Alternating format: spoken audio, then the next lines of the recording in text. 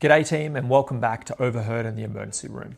I'm Dr. Cois, emergency physician, evidence nerd, and your guide through the messy, fascinating world of medicine. Today is another quick hit, short, punchy, listener driven. You send me the questions, I pick them off one at a time. And the one we're tackling today is one I have a lot of personal skin in the game on. The listener wrote in and asked, I work night shifts at the hospital. How can I optimize my sleep? If you've heard episode 4 of the main season, sleep, shift work, and that skull on my whoop, you already know I have lived this. I once flipped from nights to days to show up for my boys, felt fine, and woke up with a literal skull icon on my recovery score. Not yellow, not meh, a skull. That skull made my sleep feel urgent in a way that no lecture ever did. So if you're a night shift nurse, an ED doc, a warehouse worker, an overnight security guard, a custodian, a parent of a newborn, basically anyone whose schedule does not line up with the sun, this episode is for you. Before we dive in, please hit like, subscribe, and the notification bell so you don't miss a scrap of our content. And head over to drcois.com for the companion blog post and free resources. Right, let's get into it. So here's the uncomfortable headline. Shift workers are uniquely vulnerable to bad outcomes. Large meta-analyses have linked long-term rotating night shift work to increased risk of type 2 diabetes, cardiovascular disease, obesity, depression, and certain cancers. The mechanism isn't mysterious. It's chronic circadian disruption layered on top of the behavioral fallout that comes with it. More caffeine, less movement, more ultra-processed convenience food, less consistent meal timing, and fragmented sleep. And the worst case scenarios are real. Shift work increases your risk of motor vehicle accidents on your drive home. It increases your risk of clinical errors on shift. And over decades, it nudges your cardiometabolic risk curve in the wrong direction. So when I talk about optimizing sleep for shift workers, I'm not talking about chasing a perfect wearable score. I'm trying to protect you from the chronic disease tax that shift work quietly charges over a career. Now, the good news, we cannot delete shift work. Society needs us, but we can be smart about how we structure the hours we have. And the framework I keep coming back to comes from Dr. Kristen Holmes, the head scientist at Whoop, who has done some of the best practical writing on circadian alignment for irregular sleepers. So let's talk about the paper that she published. I want you to think about this in 2 layers. Layer 1 is what you do during the day to set yourself up. Layer 2 is the environment you sleep in. Get both right and you've done the 80-20 of shift work sleep. So layer number 1, the 4 circadian behaviors. Number 1, set a consistent wake up time. If you can, cluster your night shifts together. 3 or 4 nights in a row, then back to days, is much better than trying to do flip-flopping all the time. What you're doing here is you're creating a mini rhythm inside your chaos.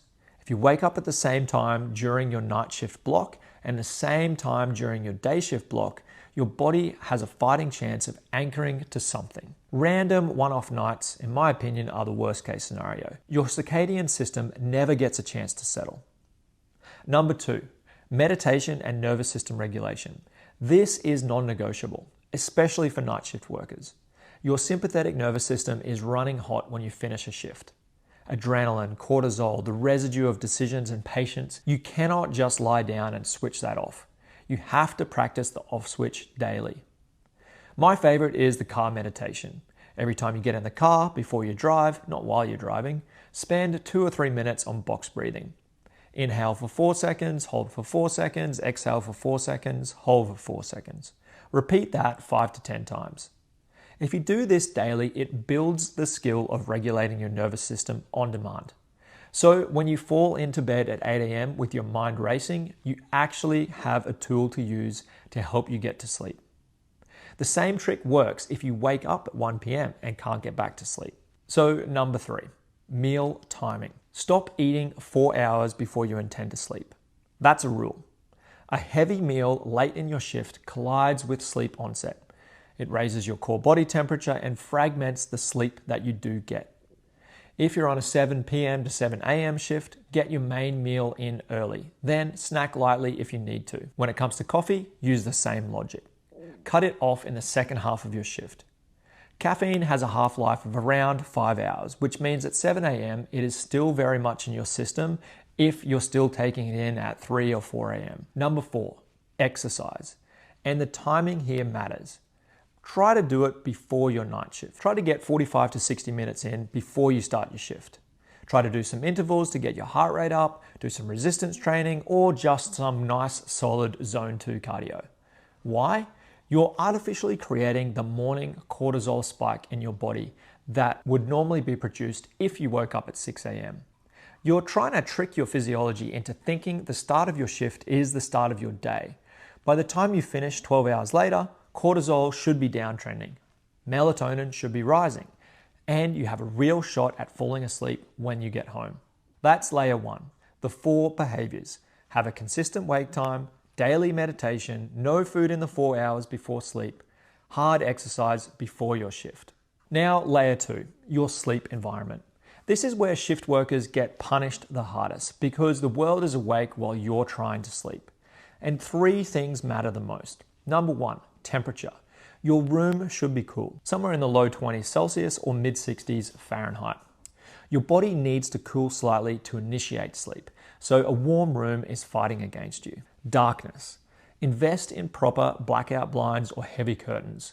Sunlight at 10 a.m. is a powerful wake signal, even through closed eyelids. If blackout blinds aren't an option, a quality sleep mask is a cheap, high leverage fix. And noise. Earplugs, white noise, or both. The trash truck, the school run, the neighbor's leaf blower, these are circadian anchored to the daytime world. You need a buffer. And the part nobody talks about, the human and animal environment. This is the piece I personally find the hardest. My kids come back from school. My dogs love to bark at every pedestrian on our street. So I have an active negotiation going with my partner and my family about the schedule on my recovery days. When I'm sleeping, perhaps the dogs are out on a walk, trying to move the noise elsewhere. If you live with other people, this conversation is not optional. Frame it as a health intervention, because that's what it is. Personally, my best case scenario is sleeping as soon as I get home, so I'm up and functional by the time the kids walk in from school. That works for me. Your version might look different, but the principle is the same. Build the schedule that protects your sleep block, then defend it. A few things I'd be thinking about even if I didn't say them out loud. Light exposure on the drive home. Make sure you wear some sunglasses, ideally wraparound or dark tinted on the way home from a night shift. Morning sunlight is the most powerful circadian signal there is, and if you let it hit you full strength, you're telling your brain it's time to be awake, just as you're trying to wind down. Alcohol. It feels sedating, but it fragments your sleep architecture. It worsens snoring and it tanks your recovery. Save it for your days off, and even then, keep it modest or not at all. Naps. A strategic 20 to 30 minute nap before a night shift can be protective. A 2-hour nap at 4 p.m. will torch the night's main sleep. Short and early, that's the rule when it comes to napping. Screen time and light. In the last hour before sleep, dim the lights, drop the screen brightness, and consider blue light filters. You don't need red tinted goggles or anything like that. You just need less light, period. Sleep apnea. If you're snoring loudly, waking, gasping, or chronically exhausted despite good sleep hygiene, get assessed. Untreated sleep apnea will sabotage everything else we just talked about. Wearables. They can be really useful for trend tracking. They're not useful as a daily scoreboard to stress about. Use them to confirm a pattern, not to manufacture anxiety about a single bad night. So what do I want you to take away from this episode? It's that sleep is not a luxury that you earn after productivity. For shift workers, it is the single most important investment you can make in your career longevity and your long-term health. Build the system, defend the schedule, and don't apologize for it. Be more intentional about it, not less. So that's your quick hit. If you got value from this, I've got 3 quick asks for you. What's the next quick hit you want me to answer? Drop it in the comments, send it in via the website, or DM me on the socials. These episodes are entirely listener driven. Number 2, Like, subscribe, and hit the notification bell so you don't miss the next one. And number 3, share this episode with someone who works nights, swing shifts, or hasn't slept properly since their last baby was born. They will thank you. For the full companion blog post, references, and free resources, head over to drcois.com. And if you want the deep dive on sleep physiology, the hormone story, and the cohort evidence, go back and listen to episode 4 of the main season. I'm Dr. Cois. Let's chase fewer bad days and more good decades together. See you next time, and hopefully not in my emergency department.